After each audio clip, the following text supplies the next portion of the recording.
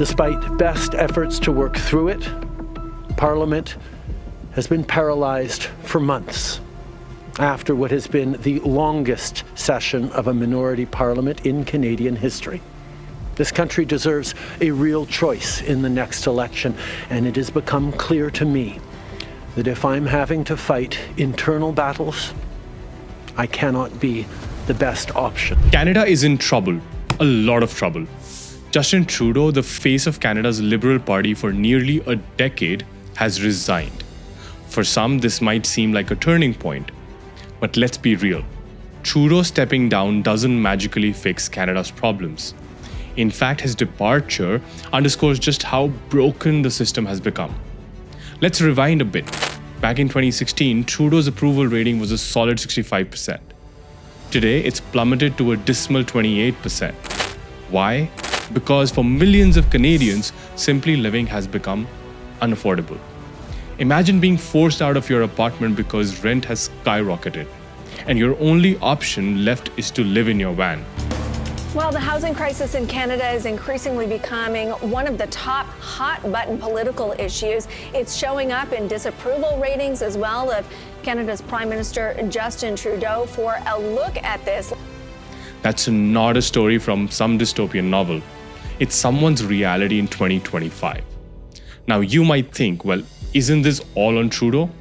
The truth is, while he did make mistakes, Canada's problems go way deeper than one man or one government. To understand how Canada got here, we need to unpack the country's system of governance. It's complicated and not in a good way. Canada operates under a federal system where power is split between the federal government, provincial governments, and municipalities.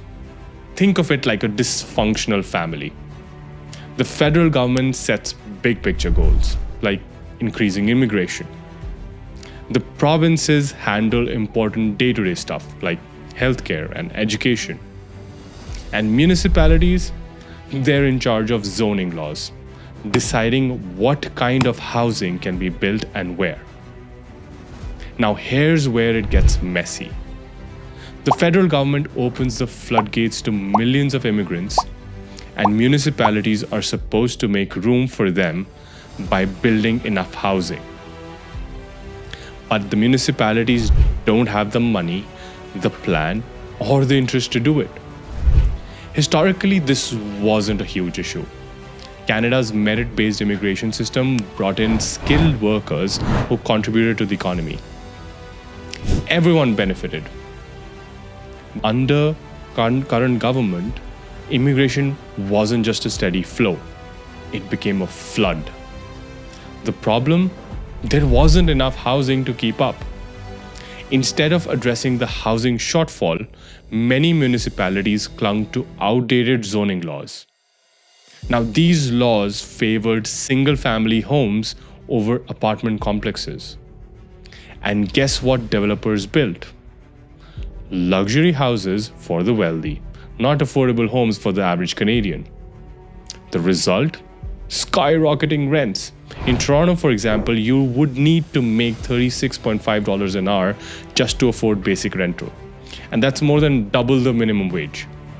For context, if you're Gen Z, this means hustling 3 jobs just to survive. And for senior viewers, this means that your kids or grandkids can't afford to leave the nest. Now let's talk immigration, because this is where things get really wild. Trudeau's government didn't just let in permanent residents, they also let in millions of temporary residents. And here's the kicker. Some of these temporary residents exploited loopholes in the system. So, Canada ended up with a bizarre paradox. Too many people chasing too few jobs. And yet industries like manufacturing still face massive labor shortages. How does that even make sense? By 2022, over 80% of Canadian manufacturers reported being understaffed. That's double the rate from 2016. Meanwhile, Canada's job market became a race to the bottom, with wages stagnating and working conditions deteriorating. For Gen Z viewers, picture yourself trying to build a career in a system that feels rigged against you. And imagine watching a country that once offered opportunity slowly crumble under the weight of poor planning. So, what's the plan to fix this? Well, the government did roll out some last-minute measures before Trudeau's resignation. First, the housing plan. They announced a $4 billion housing accelerator fund to encourage municipalities to build more affordable housing. They also removed the GST on new rental construction and extended a ban on foreign investment in Canada. Foreign investment in Canadian real estate until 2027. This does sound promising, right? Here's the problem. These policies still rely on municipalities to act, and most have not. Vancouver, Toronto, and Edmonton made small changes, but only Edmonton has fully embraced the need for apartment complexes. The rest, they're just dragging their feet. Now let's look at the immigration plan. Trudeau's government aimed to reduce immigration targets and tighten rules for temporary foreign workers and students. They also promised to crack down on loopholes in programs like the temporary foreign worker program. But is it enough?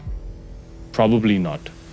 These problems didn't appear overnight, and they won't be solved quickly. Plus, expecting 5 million temporary visa holders to voluntarily leave Canada next year feels overly optimistic. So what happens next? Trudeau's resignation leaves a massive leadership void. Whoever steps in as the Liberal Party leader will inherit a nation in crisis, one with unaffordable housing, an immigration system in chaos, and industries desperate for skilled workers. For Gen Z, this is the Canada you're inheriting, and it's not just a bad hand, it's the whole deck. And for senior viewers, the question is, how do we fix this before it's too late? The upcoming election won't just decide Canada's next leader, it could also decide whether the nation finds its way back to stability or continues its downward spiral. Thanks for watching. My name is Arshmeet. I felt this story needed to be told because Canada deserves better, and so do its people. If this video resonated with you, or if you have any ideas on how Canada can turn things around, drop a comment below. Whether you're a Gen Z, a senior, or somewhere in between, this conversation affects us all.